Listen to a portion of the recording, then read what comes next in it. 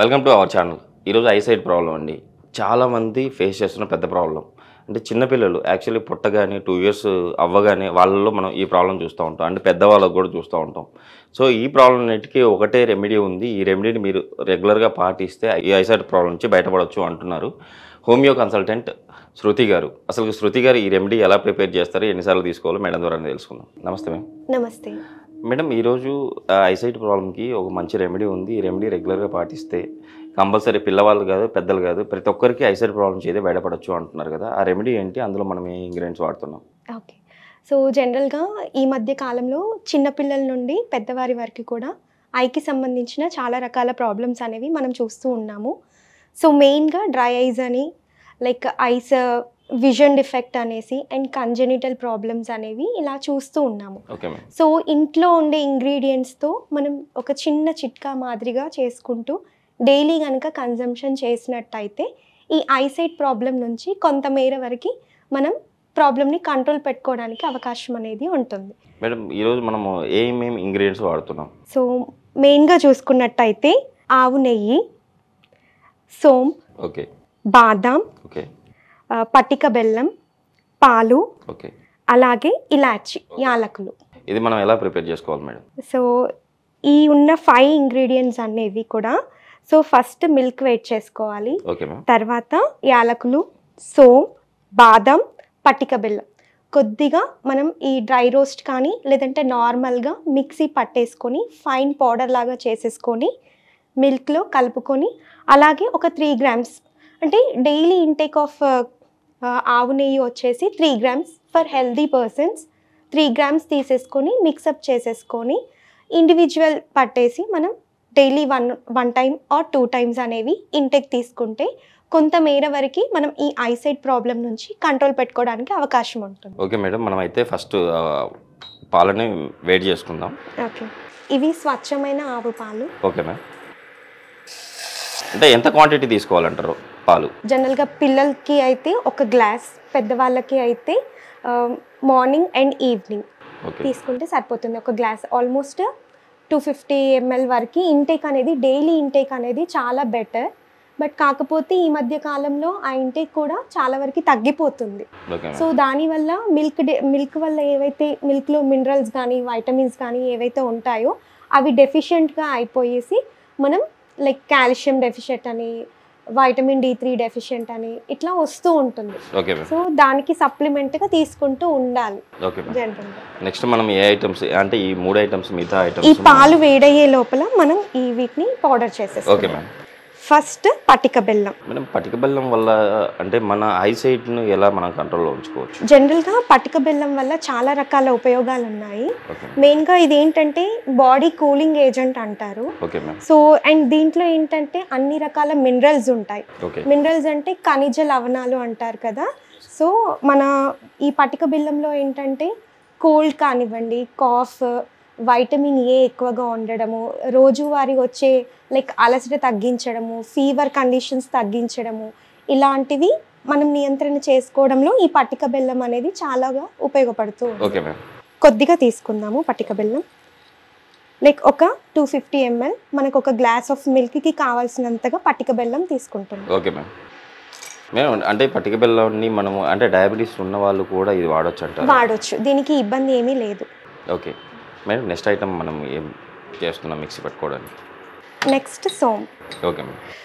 ఈ సోంపు అనేది డైజెస్టివ్ ప్రాపర్టీస్ అనేది ఎక్కువగా ఉంటుంది. Okay ma'am.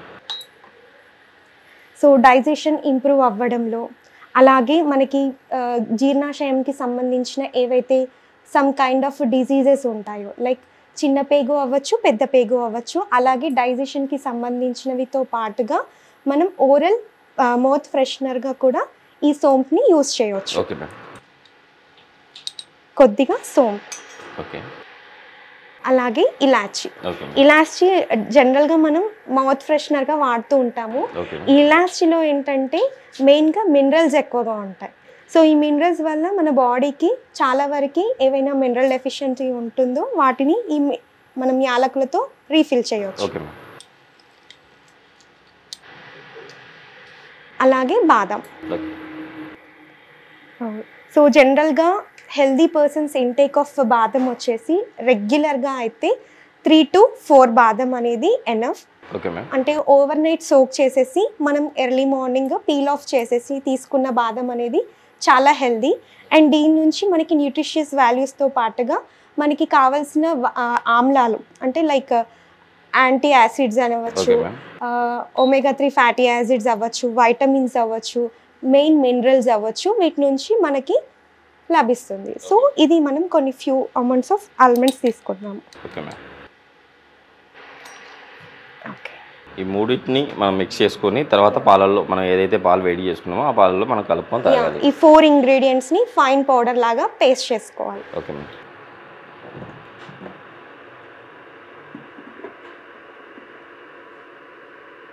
ఫైన్ పౌడర్గా చేసుకోవాలి.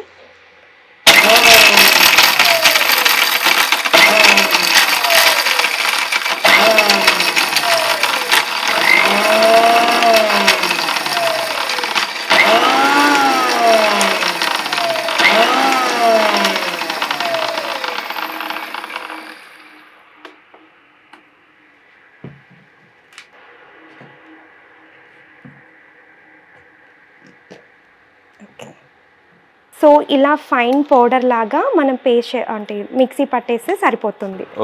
సో దీన్ని మీరు స్టోర్ చేసుకోవడానికి కూడా హెల్ప్ అవుతుంది. కొంచెం బల్క్ క్వాంటిటీలో ప్రిపేర్ చేసేసుకొని డైలీ మార్నింగ్ కనుక కన్సంప్షన్ చేసుకుంటే వీటి నుండి వచ్చే ఏవైతే బెనిఫిట్స్ ఉంటాయో లైక్ మనం మిల్క్తో యాడప్ చేసేసుకొని తీసుకోవడం ద్వారా డైలీ మార్నింగ్ ఆర్ ఈవినింగ్ మీకు కుదిరిన సమయంలో తీసుకోవడం ద్వారా వీటి నుంచి వచ్చే బెనిఫిట్స్తో పాటుగా మనకు ఐసైట్ కూడా ఇంప్రూవ్ అనేది అవ్వడానికి అవకాశం ఉంటుంది. మనం జనరల్గా ఇంత బల్క్ క్వాంటిటీలో ప్రిపేర్ చేసుకొని ఫ్రిడ్జ్లో స్టోర్ చేసుకోవచ్చు, ప్రాబ్లం ఏమీ కాదు. Okay madam. పాలు కూడా వేడైపోయినాయి, పాలు కూడా ఇక్కడ వేసేసుకున్నాం మేడం. సో ఫైన్గా పౌడర్ చేసుకున్న ఈ మిశ్రమాన్ని మనం 1 టేబుల్ స్పూన్ వరకు తీసుకొని వేడి చేసుకున్న పాలల్లో వేసుకోవాలి. Okay ma'am. మేడం నెయ్యి కూడా మనకు తీసి పక్కన పెట్టాము, ఆ నెయ్యి మనకి ఎలా యూజ్ అవుతుంది? సో జనరల్గా ఇది స్వచ్ఛమైన ఆవు నెయ్యి. సో ఇందులో ఈ ఆవు నెయ్యిని యూజ్ చేయడం ద్వారా జనరల్గా ఎలాంటి బెనిఫిట్స్ ఉంటాయని అంటే ఇందులో ADEK అనే వైటమిన్స్తో పాటుగా మెగ్నీషియం, కాల్షియం, సిలికేట్స్, కాల్షియం అనే మినరల్స్ కూడా ఉంటాయి.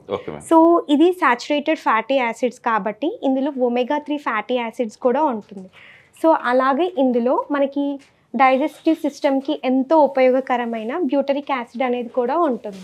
సో దీని ద్వారా ఏమవుతుంది అని అంటే ఇది డైలీ 3 grams కనుక మనం ఇంటేక్ తీసుకున్నట్టయితే దీని నుంచి మనకు చాలా రకాల హెల్త్ బెనిఫిట్స్ అనేవి ఉంటాయి. మెయిన్గా ఇందులో వైటమిన్ A ఉండడం ద్వారా ఐ విజన్ అనేది ఎక్కువగా ఇంప్రూవ్ అవుతుంది. మనం వైటమిన్ ఏని ఎక్కువగా లైక్ గ్రీన్ లీఫీ వెజిటబుల్స్లలో అలాగే క్యారెట్లో కూడా చూస్తూ ఉంటాం. సో అది కాకుండా మనకి జంతువుల ద్వారా వచ్చిన వైటమిన్ ఏ ఏంటి అని అంటే ఓన్లీ కౌగి. సో ఈ కౌగి ద్వారా డైలీ 3 to 4 grams ఆర్ మెయిన్గా 3 grams తీసుకున్నట్టయితే మనం ఐ విజన్ అనేది చాలా వరకు ఇంప్రూవ్ చేసుకోవచ్చు. ఐ సైట్ కూడా చాలా వరకు ఇంప్రూవ్ అవుతుంది. ఆల్మోస్ట్ ఒక 3 grams వరకు తీసుకోవాలి మేడం. మెయిన్ మనం అయితే మన రెమెడీ అయితే మనం ప్రిపేర్ చేసాము, ఎలా తీసుకోవాలో కూడా మీరు చెప్పారు. అసలు మెయిన్ ప్రాబ్లం మేడం ఎందుకు ఐసైట్ ప్రాబ్లం వస్తూ ఉంది చిన్నలకి పెద్దలకి, దీని గురించి మన ప్రేక్షకుల కోసం తెలియజేయండి. సో జనరల్గా మనకి ఐ విజన్ ఐసైట్ డిఫెక్ట్ అనేది 2 varieties ఉంటాయి. కంజెనిటల్ అనేది అండ్ అక్వైర్డ్ అనేది ఉంటుంది. సో బై బర్త్ నుంచి కనుక ఉంటే కంజెనిటల్ అబ్నార్మాలిటీస్ అంటారు. సో ఈ కంజెనిటల్ అబ్నార్మాలిటీస్ అనేది ఆల్మోస్ట్ 90% వరకు బర్త్ త్రూ ఉండి తర్వాత రెక్టిఫై కాకపోవడం జరుగుతూ ఉంటుంది. అండ్ తర్వాత లాటర్ కండిషన్స్లో ఏమవుతుందంటే వాళ్ళకి రెటీనాని రీప్లేస్ చేయడం కానివ్వండి, వాళ్ళకి మజిల్స్ డెవలప్ అంటే ఐలో ఉండే మజిల్స్ అనేది డెవలప్ అవ్వకపోవడం ఇలాంటివి చూస్తూ ఉంటాం.